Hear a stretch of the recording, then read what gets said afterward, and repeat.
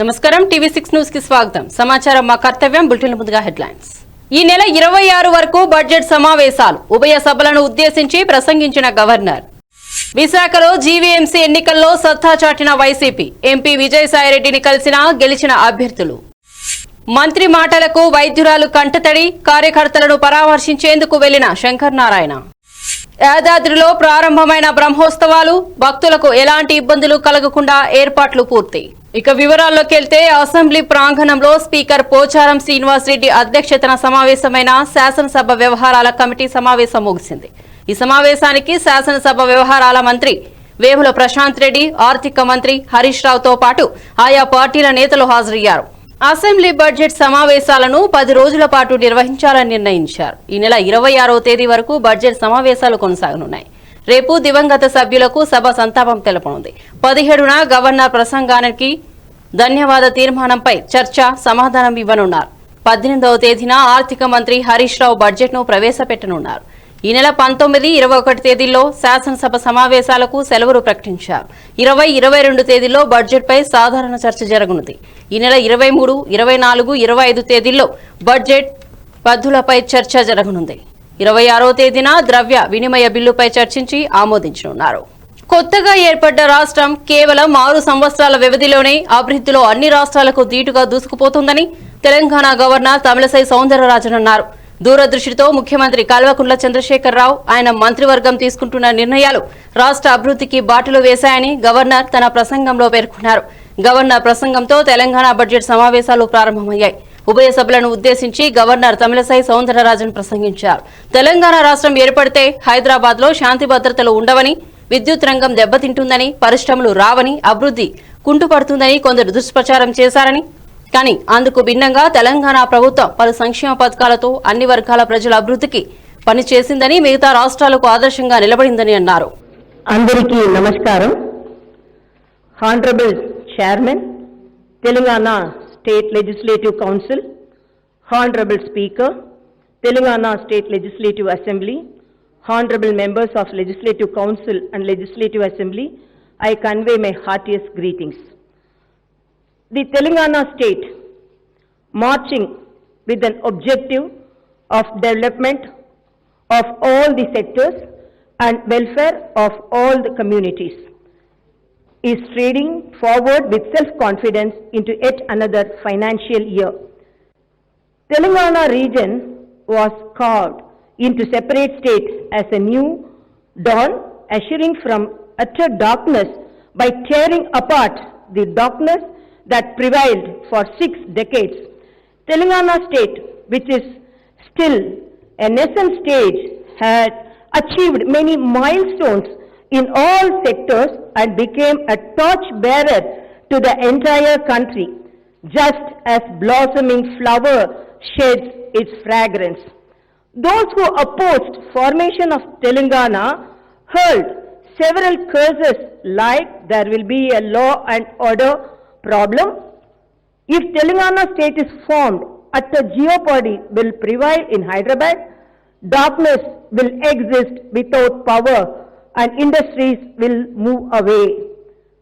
They even made mockery that people of Telangana are not capable of doing agriculture. They prophesied that Telangana would not survive as a state.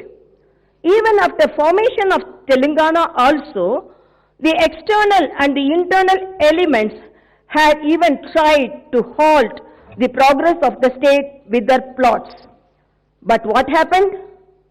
The way shown by Dr. B.R. Ambedkar, that only answer to the opponents is to stand straight by facing challenges and to take our identity to a state which cannot be put aside, is taken as an inspiration, and Telangana state today is standing straight and made critics to shut their mouth. విశాఖలో GVMC ఎన్నికల్లో సత్తా చాటిన YCP అభ్యర్థులు YCP MP Vijayasai Reddy మర్యాద పూర్వకంగా కలిశారు. ఈ సందర్భంగా ఎంపీ విజయసాయిరెడ్డి ఘనంగా సత్కరించారు. ఈ కార్యక్రమంలో పాల్గొన్న ఎమ్మెల్యే వాసుపల్లి గణేష్ కుమార్ తో పాటుగా పార్టీ కార్పొరేటర్లు, స్వతంత్ర అభ్యర్థులు కూడా పాల్గొని ఎంపీని సన్మానించారు. మరో 25 ఏళ్లు సీఎంగా వైఎస్ జగన్మోహన్ రెడ్డి ఉంటారని, ప్రజల ఆకాంక్ష కూడా అదేనని విజయసాయిరెడ్డి చెప్పారు. 13 జిల్లాల్లోని 5 కోట్ల మంది ప్రజల మనసులో జగన్ గూడు కట్టుకున్నారన్నారు. జగన్ చేసిన అభివృద్ధే స్థానిక ఎన్నికల్లో, పురపాలక ఎన్నికల్లో పార్టీని గెలిపించిందన్నారు.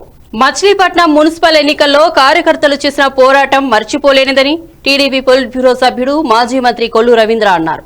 రాజకీయాల్లో గెలుపోటములు సహజమన్నారు. టీడీపీ పార్టీ అనేక అటుపోట్లను ఎదుర్కొందని, మున్సిపల్ ఎన్నికల్లో అధికార పార్టీ చేసిన అరాచకాలు, బెదిరింపులకు ప్రజలు ఆందోళన చెందారన్నారు. ఈ ఎన్నికల్లో విజయం సాధించిన టీడీపీ నాయకులకు కొల్లు రవీంద్ర అభినందనలు తెలిపారు. ప్రజా సమస్యలపై పోరాటం చేస్తూ పార్టీని మరింత ప్రజల్లోకి తీసుకెళ్లాలని, కార్యకర్తలకు ఎప్పుడు ఏ సమస్య వచ్చినా అండగా ఉండేందుకు సిద్ధమని ఆయన స్పష్టం చేశారు. గెలుపు ఓటమి అనేది సహజం. ఈరోజు గెలుపు వచ్చింది కదా అని చెప్పి ఆనందపడటం, లేదా ఓడిపోయాం కదా అని బాధపడటం కాదు. ప్రజలకి సేవ చేయాలనే లక్ష్యంతో మీరందరూ కూడా ముందుకు వచ్చారు. ఇవాళ తెలుగుదేశం పార్టీ అనేక ఆటుపోట్లు చేసింది. మరి అనేక సందర్భాల్లో ఇబ్బందులు పడినా తిరిగి మళ్ళీ అంతగా రెట్టింపు ఉత్సాహంతో ముందుకెళ్ళి సేవ చేశాం. ఈరోజు జరిగినటువంటి ఎన్నికల్లో మరి వైఎస్ఆర్ పార్టీ నాయకులు ఏ రకంగా బెదిరించారు, ఏ రకంగా ప్రలోభాలు పెట్టారో, ఏ రకంగా అధికార దుర్వినియోగం చేశారో స్పష్టంగా కనపడతాను.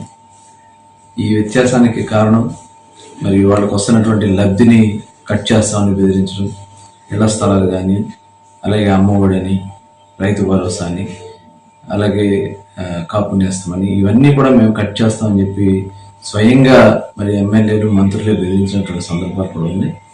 అలాగే వాలంటీర్ వ్యవస్థను ఉపయోగించుకున్నారు. ఇవన్నీ కూడా మరి ఓటమికి, ఎందుకంటే స్థానిక సంస్థలు ఇవన్నీ సహజంగా జరుగుతుంది. అయినా కూడా మేము పనిలేదు. మరింత ఉత్సాహంతో ప్రజా సమస్యల కోసం, ప్రజల పక్షాన పోరాటం చేయడం కోసం ముందుకు వచ్చాం. అదే స్ఫూర్తితో ముందుకెళ్తాం. గెలిచిన అభ్యర్థులందరికీ కూడా శుభాకాంక్షలు.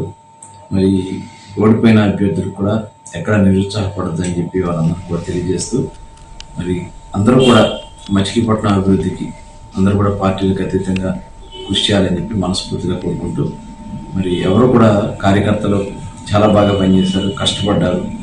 రాత్రనక పగలనక మరి వీధి తిరిగి ప్రజల్ని ఓట్లు అభ్యర్థించారు. వాళ్ళందరికీ కూడా ఆదాయపడకండి. ఖచ్చితంగా రాబోయే కాలం మనదే. తెలుగుదేశం పార్టీ మరింత పునరంకితంతో రేపు రాబోయే ఎన్నికల్లో. విశాఖ కార్పొరేషన్ ఎన్నికల్లో వాలంటీర్లు ఇంటింటికి వెళ్లి కార్యకర్తల్లా పనిచేశారని టీడీపీ విశాఖ పార్లమెంట్ అధ్యక్షులు పల్లా శ్రీనివాసరావు ఆరోపించారు. ముఖ్యంగా ఓటర్లను మభ్యపెట్టి ప్రలోభాలకు గురి చేశారని అన్నారు. టీడీపీ కార్యకర్తలను ఇబ్బందులకు గురి చేయడమే కాకుండా వారిని ఆర్థికంగా భయభ్రాంతులకు గురి చేశారని ఆరోపించారు. వైసీపీ చేసిన కుట్ర రాజకీయాలతోనే టీడీపీకి స్థానాలు తగ్గాయని, ఈ ఎన్నికల ఫలితాలను విశ్లేషించుకుని రాబోయే సార్వత్రిక ఎన్నికలకు సిద్ధమవుతామని చెప్పారు. ప్రభుత్వాలు ప్రజాస్వామ్యానికి అనుగుణంగా వ్యవహరించాలే కాకుండా అదే ప్రజాస్వామ్యాన్ని కూల్చేసే విధంగా ఉన్నాయని ఆందోళన వ్యక్తం చేశారు. మనం ఏమి ఇప్పుడు హార్స్ ట్రేడింగ్ ఇవన్నీ చేసే ఇంట్రెస్ట్ ఏమీ లేదండి. ప్రజల తీర్పుని రెస్పెక్ట్ చేస్తున్నాం. మనకి ఇప్పుడు 30 సీట్లు వచ్చినప్పుడు మేము ఒక రెస్పెక్ట్ఫుల్ ఆపోజిషన్గా, ప్రైమరీ ఆపోజిషన్గా తెలుగుదేశం పార్టీని ఎంచుకున్నారు. అదైతే క్లారిటీగా ఉంది.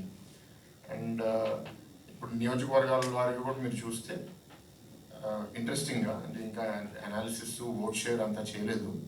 కానీ ఎక్కడైతే మేము ఎమ్మెల్యేలుగా ఓడిపోయామో అక్కడ మాకు ఇంకా సంఖ్య బాగా వచ్చింది. మీరు పెందుర్తి తీసుకోండి, భీమిలి తీసుకోండి, గాజువాక తీసుకోండి. సిటీలో మేము 4 గెలిచాము. అక్కడ ఇప్పుడు మాకు అంత బాగా రాలేదు. సో అది ఇంకా డీప్గా అనాలిసిస్ చేయాల్సిన అవసరం ఉంది. కానీ 2-3 విషయాలు. ఒకటి, కార్యకర్తలు, తెలుగుదేశం నాయకులందరినీ మనస్ఫూర్తిగా నేను అభినందిస్తున్నాను. And I also feel grateful. వాళ్ళందరూ ఏంటంటే ఇలాంటి ఎన్వైరన్మెంట్లో కూడా ముందుకు వచ్చి ధైర్యంగా అందరూ పోటీ చేశారు. అన్ని ఏరియాస్లో కూడా ఎలక్షన్స్ సంవత్సరం టైం ఉన్నా సరే కార్పొరేషన్ ఎలక్షన్స్ ఇంత తొందరగా పెడతారని ఫిబ్రవరి ఎండింగ్లో అనుకోలేదు. అయినా సరే అందరూ ధైర్యంగా ముందుకెళ్ళారు, పోటీ చేశారు. దానికి నాకు చాలా ఆనందంగా ఉంది. ఇంకోటి ఏంటి అంటే, సరే మేము కార్పొరేషన్కి మెజారిటీ సీట్స్ గెలవకపోయినా సరే ప్రజలు కూడా మాకు గుర్తించి రాష్ట్ర వ్యాప్తంగా చూస్తే ఇక్కడ కార్పొరేషన్లోనే ప్రజలు ఎక్కువ ఓటు వేశారు. కాబట్టి అది కూడా మేము గుర్తిస్తున్నాము. ప్రజలు మమ్మల్ని ఇంకా మర్చిపోలేదు. అండ్ గతంలో చేసిన పనులు కూడా గుర్తించి ఓటేశారు. ఎక్కడైతే మేము ఓడిపోయాం కూడా కొన్ని ఏరియాస్లో మార్జిన్స్ టైట్గా ఉన్నాయి. కొన్ని ఏరియాస్లో 3వ పార్టీ ఉండడం వల్ల అక్కడ కూడా ఓట్లు చీల్చడం వల్ల ఓడిపోవడం జరిగింది. సో ఇవన్నీ కొంచెం డీప్గా అనాలిసిస్ చేసి ఎక్కడెక్కడ ఏమేమి ఇన్పుట్స్ చేయాలనేది చేయాలి. నాకు కూడా మొదటిసారి కార్పొరేషన్ ఎలక్షన్ నాకు ఎక్స్పీరియన్స్, ఎప్పుడు వార్డ్ ఎలక్షన్స్ ఎలా జరుగుతుంది అనేది నాకు ముందు ఎప్పుడు చూడలేదు. పార్లమెంట్ ఎలక్షన్స్ చూశాను. ఆ ఎక్స్పీరియన్స్ గురించి కూడా ఇప్పుడు నేర్చుకుని ఇప్పుడు ఏంటంటే 9 ఏళ్ళు మనకు కార్పొరేషన్ లేకపోవడం వల్ల మన థర్డ్ లెవెల్ లీడర్షిప్ ఏదైతే ఉందో ఎంపీ, ఎమ్మెల్యే, కార్పొరేటర్ అనేది విశాఖపట్నంలో 9 ఏళ్ళు లేదు, ఇవాళ అది ఉంది. సరే కొన్ని దగ్గర అభ్యర్థులు ఓడిపోయినా సరే ఇప్పుడు అభ్యర్థులు ఉన్నారు. ఇప్పుడు అభ్యర్థులు ఓడిపోతే వాళ్ళకి ఓట్లు రానట్టు కాదు కదా, వాళ్ళకి కూడా ఇంకా బాధ్యత ఉంది. వాళ్ళు ఏదైతే ఇప్పుడు తిరిగి ఒక ప్రామిస్ చేశారో ఆ ప్రామిస్కి వాళ్ళు నిలబడి ఇప్పుడు ఇంకా సర్వీస్ చేయాలి. అప్పుడే ప్రజలు గుర్తిస్తారు. ప్రతిసారి నేను కూడా పోటీ చేశాను, మొదటిసారి ఓడిపోయాను కదా అని ప్రజలు నన్ను మర్చిపోయినట్టు కాదు కదా. 4,34,000 నాకు ఓటేశారు. దాని అర్థం నా మీద నమ్మకం పెట్టుకున్నారు. సో ఆ నమ్మకం నిలబెట్టుకోవాలంటే మనం కష్టపడి పనిచేయాలి, భవిష్యత్తులో మళ్ళీ అవకాశం ఇస్తారని మనం అదే పాజిటివిటీతో ముందుకెళ్ళాలి. అదే ఉద్దేశంతో ముందుకెళ్తాము. అండ్ ఓవరాల్ ఇప్పుడు డెవలప్మెంట్కి ఇప్పుడు మ్యాండేట్ రూలింగ్ పార్టీకే ఇచ్చారు కాబట్టి రూలింగ్ పార్టీ మీద బాధ్యత ఇంకా బాగా పెరిగింది. ఇప్పుడు దాకా సివిక్ కమ్యూనిటీస్ మీద, లేకపోతే క్లెన్లీనెస్ మీద, లేకపోతే అర్బన్ ఎడ్యుకేషన్ మీద ఎంత ఫోకస్ నాకు కనపడలేదు ఈ 2 ఏళ్ళలో. అదైతే ఇప్పుడు ఇవన్నీ వాళ్ళు ఫోకస్గా తీసుకుని ప్రజలు కూడా వాళ్ళకి తీర్పిచ్చారు కాబట్టి చేయాలి. మేము ఒక కన్స్ట్రక్టివ్ ఆపోజిషన్గా పాత్ర వహిస్తాము. ఎక్కడైనా సరే మంచి ఇష్యూస్ మీద సపోర్ట్ కూడా చేయడం జరుగుతుంది. ఎక్కడైతే కార్పొరేషన్ ని సరిగ్గా మనం తీసుకెళ్ళట్లేదు అక్కడ ప్రశ్నించడం కూడా జరుగుతుంది. ఏపీ మంత్రి శంకర్ నారాయణ ఆగ్రహానికి ఓ వైద్యురాలు కంటతడి పెట్టాల్సి వచ్చింది. ఆసుపత్రిలోని వైద్య సదుపాయాలపై మంత్రి ప్రశ్నకు సమాధానమిచ్చిన వైద్యురాలిపై శంకర్ నారాయణ ఆగ్రహం వ్యక్తం చేశారు. ఆసుపత్రిలో నెలకొన్న పరిస్థితులను సవివరంగా వివరించిన తనపై సీరియస్ కావడంతో వైద్యురాలు మంత్రి ఎదుటే కంటతడి పెట్టుకుంది. ఏపీ మంత్రి శంకర్ నారాయణ మాటలకు ప్రభుత్వాసుపత్రి వైద్యురాలు కంటతడి పెట్టుకున్న ఘటన అనంతపురం జిల్లా పెనుకొండలో చోటు చేసుకుంది. నిన్న రాత్రి సోమందేపల్లి మండలం బ్రాహ్మణపల్లిలో నీళ్ల సమస్యతో ఘర్షణ తలెత్తింది. ఈ ఘర్షణలో వైసీపీ కార్యకర్తలు 2 గాయపడడంతో వారిని పెనుకొండ ప్రభుత్వ ఆసుపత్రికి తరలించారు. విషయం తెలుసుకున్న మంత్రి వైసీపీ కార్యకర్తలను పరామర్శించేందుకు ఆసుపత్రికి వెళ్లారు.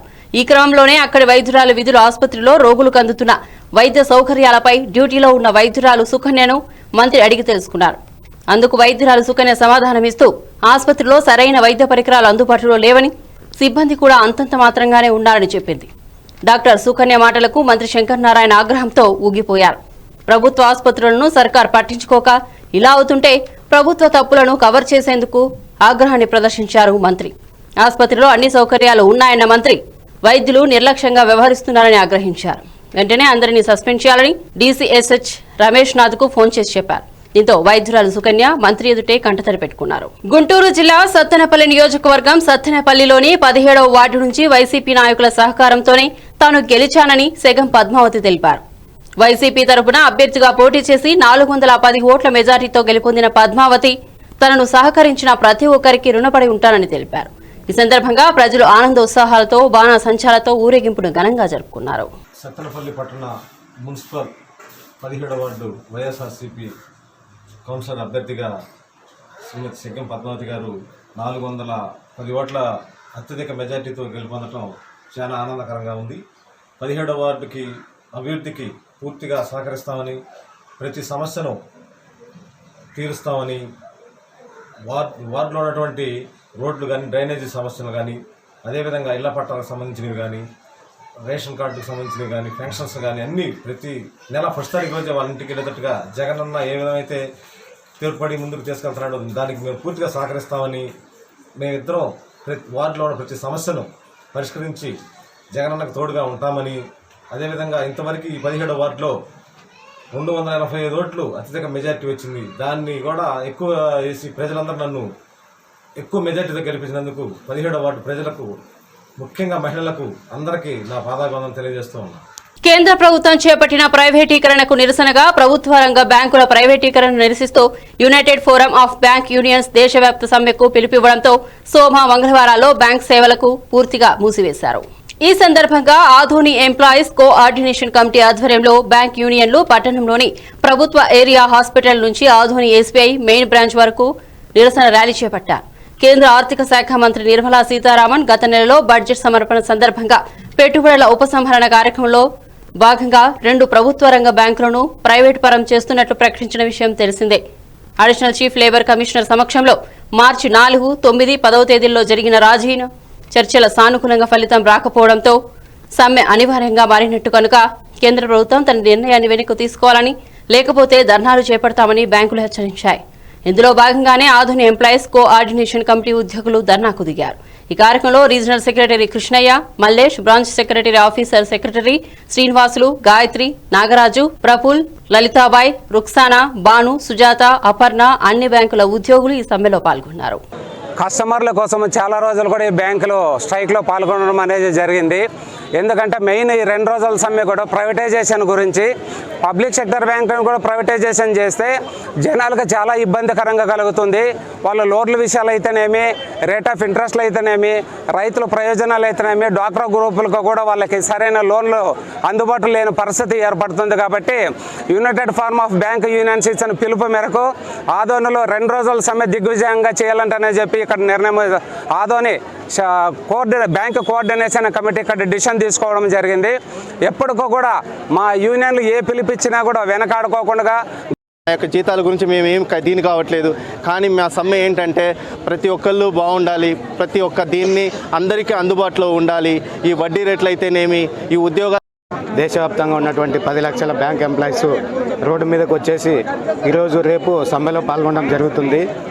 సామాన్య ప్రజలు ఏమనుకుంటున్నారంటే ఇది బ్యాంక్ ఉద్యోగుల యొక్క సమస్య, ఇది వాళ్ళ సమస్య, వాళ్ళకి ఏదో నష్టాలు వస్తున్నాయని సమ్మెలో పాల్గొంటున్నారు. మాకేంటి నష్టం అనే ఉద్దేశంలో ఉన్నారు. అయ్యా, మేము మీకు ఒకటే చెప్తున్నాము, మాకు ఎంత నష్టం జరుగుతుందో దానికి డబల్ మీకు నష్టాల్లో ఉన్నాయి. ఆ నష్టాలు ఏంటంటే మీరు దాచుకున్న డబ్బుకు భరోసా ఉండదు. మీరు కష్టపడి దాచుకున్న ప్రతి పైసా బ్యాంకులో పెట్టింటే ఆ బ్యాంకులో ఉన్నటువంటి 150 లక్షల కోట్లు మన అంబానీ, ఆదానీ లాంటి వాళ్ళ జోబులోకి పెట్టడానికి ప్రభుత్వం గట్టిగా పూనుకుంటుంది. అలాగే మీ భావితరాలకు, మీ బిడ్డలకు ఉద్యోగ అవకాశాలు ఉండవు, రిజర్వేషన్లు ఉండవు. అలాగే మీరు దాచుకున్న డబ్బు మీద వడ్డీ చాలా తక్కువగా ఇస్తారు. అదేవిధంగా మీరు రుణాలు తీసుకుంటే ఆ రుణాలకు వడ్డీలు అధికంగా వసూలు చేసి పీల్చి చేస్తారు. అదేవిధంగా సర్వీస్ ఛార్జీలు కూడా అధికంగా పెట్టేస్తారు. సర్వీస్ ఛార్జీలు కూడా ఎలాగా ఉన్నాయంటే ఇది అతిశయోక్తి కాదు. వనపర్తి జిల్లా స్టేట్ బ్యాంక్ ఆఫ్ ఇండియా ముందు ధర్నా చేశారు. ప్రజల సొమ్ముతో బ్యాంకింగ్ ప్రజల కోసం బ్యాంకింగ్ ప్రభుత్వ రంగ బ్యాంకుల ప్రైవేటీకరణను వ్యతిరేకిస్తున్నామన్నారు. దేశ ఆర్థిక మంత్రి శ్రీమతి నిర్మలా సీతారామన్ ఫిబ్రవరి 1వ తేదీన పార్లమెంటులో బడ్జెట్ ప్రవేశపెట్టనున్నారు. బ్యాంకులో ఐడీబీఐతో పాటు మరో 2 బ్యాంకులను ప్రైవేటీకరణపరచాలని, కొన్నింటిలో ప్రభుత్వ రంగ వాటాలను కుదించాలని ఈ బడ్జెట్లో ప్రకటించింది. దానికి అవసరమైన చట్టపరమైన మార్పులను కూడా ఈ బడ్జెట్ సమావేశాలు చేస్తామని ప్రకటించింది. ఈ ప్రతిపాదనకు వ్యతిరేకంగా మార్చి 15, 16వ తేదీలలో అఖిల భారత సమ్మె చేయాలని బ్యాంకు ఉద్యోగ సంఘాల ఐక్యవేదిక united forum of bank union నిర్ణయించింది.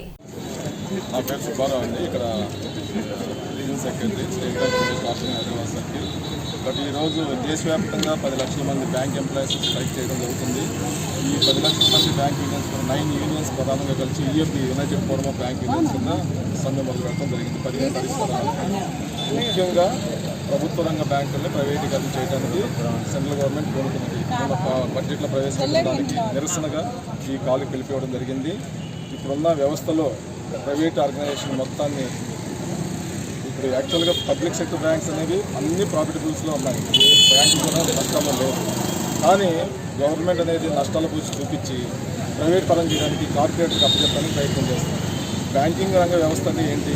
ప్రభుత్వం దగ్గర చిన్న చిన్న పొదుపులు చేసుకున్న ప్రజల దగ్గర డిపాజిట్ తీసుకుని ఆ డిపాజిట్ని మళ్ళీ లోన్ల రూపంలో వాళ్ళకి ఇచ్చి ఈ మార్జిన్ ఏదైతే వస్తుందో ఆ మార్జినే లాభాలుగా చూపించి ఇప్పుడు అన్ని బ్యాంకులు, ప్రభుత్వ బ్యాంకులు అన్నీ కూడా లాభాల్లో ఉన్న బ్యాంకులు ఆ సొమ్మంతా బ్యాంకు తీసుకుంటూనే మళ్ళీ దాన్ని ప్రైవేటైజ్ చేయాలని చూస్తున్నారు.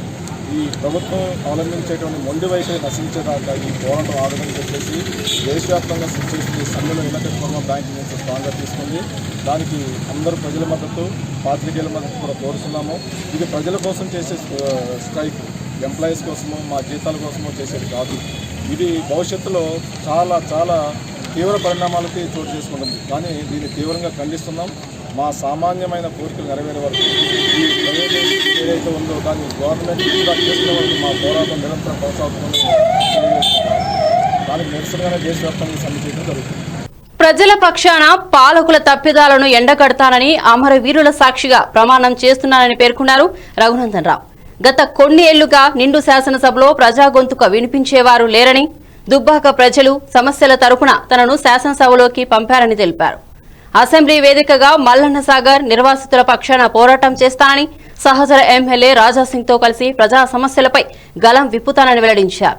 పీఆర్సీ ఉద్యోగ సమస్యలపై అసెంబ్లీ వేదికగా ప్రభుత్వాన్ని నిలదీస్తానని స్పష్టం చేశారు. శాసనసభలో అనేక మంది అణగారిన వర్గాల యొక్క గొంతులు వినబడట్లేదు. వారిని వినిపించడానికి ఒక అవకాశంగా మల్లన్న సాగర్ ప్రాజెక్టు పేరిట మా దుబ్బాక నియోజకవర్గ ప్రాంత ప్రజలని, వివిధ గ్రామాల ప్రజలని ముంచి వారికి సరి అయినటువంటి రీతి లోపల నష్టపరిహారం చెల్లించని ఈ ప్రభుత్వ విధానాలని ఎండగట్టడంతో పాటు అటు బైన్సా అయినా, ఇటు పీఆర్సీ అయినా, అటు నిరుద్యోగ భృతి అయినా, అటు రకరకాలైనటువంటి ఉద్యోగ సంఘాల యొక్క ఆకాంక్షలైనా రేపటి నుంచి నిండు శాసనసభలో వినిపిస్తాం, కలిసి పనిచేస్తాం. మా సీనియర్ నాయకులు అనుభవజ్ఞుడు, నాకంటే ముందు శాసనసభలో ఉన్నటువంటి రాజాసింగ్ గారు, మేమిద్దరం కలిసి అడుగులో అడుగు వేసి తెలంగాణ ప్రజల ఆకాంక్షల్ని ఖచ్చితంగా ఈ శాసనసభలో వినిపిస్తామని తెలియజేస్తూ దానికి అవకాశం కల్పించినటువంటి దుబ్బాక నియోజకవర్గ ప్రజలకి మరోసారి శిరస్సు వంచి నమస్సుమాంజలి తెలియజేస్తారు. న్యాయవాదులు గట్టు వామన్ రావు దంపతుల హత్య కేసుపై హైకోర్టు విచారణ జరిపింది. ఈ కేసును సీబీఐ దర్యాప్తు అవసరం లేదని తెలిపింది. హత్య కేసును హైకోర్టు నేరుగా పర్యవేక్షిస్తోందని ధర్మాసనం తెలిపింది. వామన్ రావు, నాగమణి హత్యల దర్యాప్తుపై అడ్వకేట్ జనరల్ కోర్టుకు నివేదిక సమర్పించారు. నిందితులు ఉపయోగించిన ఆయుధాలను స్వాధీనం చేసుకున్నామని, ఇప్పటి వరకు 25 మంది సాక్షులను విచారించామని పోలీసులు కోర్టుకు తెలిపారు. కుంటా సీను, చిరంజీవి కుమార్ వాంగ్మూలాలను మెజిస్ట్రేట్ ఎదుట నమోదు చేశామన్నారు. బిట్టు సీను, లచ్చయ్య వాంగ్మూలాల నమోదు కోసం కోర్టులో దరఖాస్తు చేశామని పోలీసులు తెలిపారు. కుంటసీను, చిరంజీవులను సాక్షులుగా గుర్తించే ప్రక్రియ పూర్తి చేశామన్నారు. సీసీటీవీ మొబైల్ దృశ్యాలను ఎఫ్ఎస్ఎల్ కి పంపించామన్నారు. నిందితులు ఉపయోగించిన మొబైల్ ఫోన్లను స్వాధీనం చేసుకునేందుకు ప్రయత్నిస్తున్నామని పోలీసులు పేర్కొన్నారు. ఈ కేసులో ప్రత్యక్ష సాక్షులకు పోలీస్ భద్రత కల్పించాలని పోలీసులు కోర్టుకు తెలిపారు. కొందరు సాక్షులు పోలీస్ భద్రతను నిరాకరించారని చెప్పారు. 3 ఆర్టీసీ బస్సుల్లోని ప్రయాణికులను గుర్తిస్తున్నామని పేర్కొన్నారు. బస్సు డ్రైవర్, కండక్టర్లు, 3 ప్రయాణికుల వాంగ్మూలాలు మెజిస్ట్రేట్ ఎదుట నమోదు చేశామన్నారు. ఈ హత్య కేసులో 7వ నిందితుడిని కూడా చర్చించి అరెస్టు చేశామని తెలిపారు. తదుపరి విచారణను కోర్టు ఏప్రిల్ 7కి వాయిదా వేసింది. శ్రీకాకుళం జిల్లా సోంపేట మండలం కొర్లాం జాతీయ రహదారి సమీపంలో రోడ్డు ప్రమాదం జరిగింది. ఒడిశాలోని నవరంగ్పూర్ నుంచి భువనేశ్వర్ కు వెళ్తున్న ప్రైవేట్ ట్రావెల్ బస్సు ముందు వెళ్తున్న లారీని ఢీకొట్టింది. ఈ ప్రమాదంలో బస్సు క్లీనర్ సుధీర్ సఘరియా అక్కడికక్కడే మృతి చెందారు. ప్రమాద సమయంలో బస్సులో సుమారు 40 మందికి పైగా ఉన్నట్లు సమాచారం. కాగా వీరిలో 5గురు తీవ్ర గాయాల పాలయ్యారు. పొగమంచు వల్ల లారీ కనిపించకపోవడమే ప్రమాదానికి కారణంగా భావిస్తున్నారు. ఘటనపై కేసు నమోదు చేసి దర్యాప్తు చేస్తున్నట్లు ఎస్ఐ శివనారాయణ తెలిపారు. యాదాద్రి లక్ష్మీ నరసింహుల బ్రహ్మోత్సవానికి పుణ్యక్షేత్రం సిద్ధమైంది. ఈ నెల 25 వరకు 11 రోజుల పాటు అంగరంగ వైభవంగా జరిగే బ్రహ్మోత్సవాలకు నేటి నుంచి శ్రీకారం చుట్టారు. ఈ ఏడాది కూడా కొండపైన తాత్కాలిక బాలాలయ గడప లోపలే ఉత్సవాలు నిర్వహిస్తున్నారు. 16న ధ్వజారోహణం, 21న స్వామి అమ్మవార్ల ఎదుర్కోలు మహోత్సవం, 22న కళ్యాణ మహోత్సవం జరగనుంది. రాష్ట్ర ప్రభుత్వం తరపున గవర్నర్ తమిళసై సౌందరరాజన్ పట్టు వస్త్రాలు, ముత్యాల తలంబరాలు సమర్పించనున్నారు. అదేవిధంగా టీడీపీ తరపున ముత్యాల తలంబరాలు, పట్టు వస్త్రాలను సమర్పిస్తారు. 25న అష్టోత్తర శతఘటాభిషేకంతో బ్రహ్మోత్సవాలు ముగియనున్నాయి. ఇవి బులెటిన్ అప్డేట్స్. చూస్తూనే ఉండండి టీవీ6 న్యూస్. సమాచారం మా కర్తవ్యం.